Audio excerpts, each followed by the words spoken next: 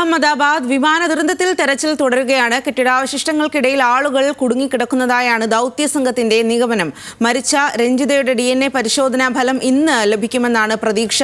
രഞ്ജിതയുടെ സഹോദരൻ അഹമ്മദാബാദിൽ തുടരുകയാണ്. പരിശോധനയ്ക്ക് ശേഷം മൃതദേഹം ഏറ്റുവാങ്ങും.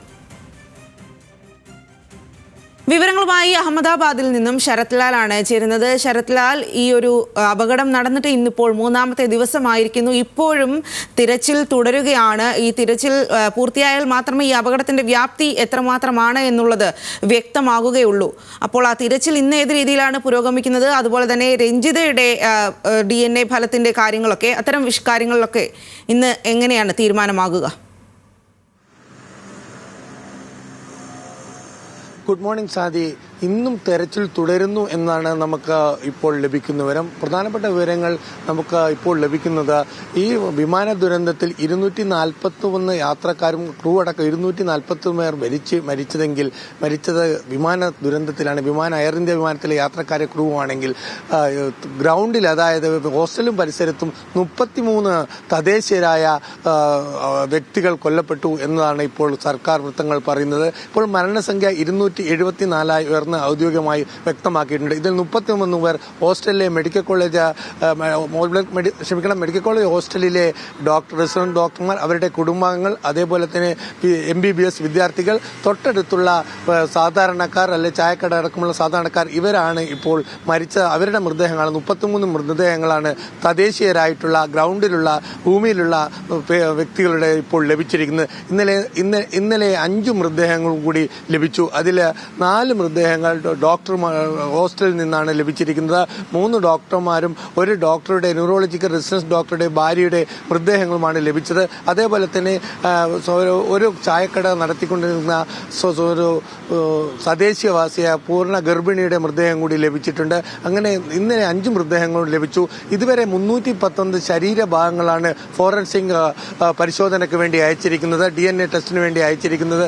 ഏതായാലും ഇന്നും തെരച്ചിൽ തുടരുന്നു. കൂടുതൽ പേർ, അതായത് കൂടുതൽ വിദ്യാർത്ഥികൾ, 20ഓളം വിദ്യാർത്ഥികളെ കാണാനില്ല നേരത്തെ പരാതി ഉയർന്നിരുന്നു. ഇതിലിപ്പോൾ 5 വിദ്യാർത്ഥികളുടെ മൃതദേഹങ്ങളാണ്, 4 ഡോക്ടർമാരുടെയും മൃതദേഹങ്ങളാണ് ലഭിച്ചിരിക്കുന്നത്. അതുകൊണ്ട് തന്നെ ഇനി കൂടുതൽ മൃതദേഹങ്ങൾ അവശിഷ്ടങ്ങൾക്കിടയിലുണ്ട് എന്നതാണ് തിരച്ചിൽ നടത്തുന്ന NDRFന്റെ നിഗമനം. അതുകൊണ്ട് തന്നെ ഇന്നലെ അർദ്ധരാത്രി വരെ തിരച്ചിൽ നീണ്ടുനിന്നു. ഇന്ന് പുലർച്ചയോടെ തിരച്ചിൽ വീണ്ടും പുനരാരംഭിച്ചിട്ടുണ്ട്. അത് കൂടുതൽ മൃതദേഹ അവശിഷ്ടങ്ങൾ ലഭിക്കുമെന്ന് തന്നെയാണ് തിരച്ചിൽ സംഘം കരുതുന്നത്.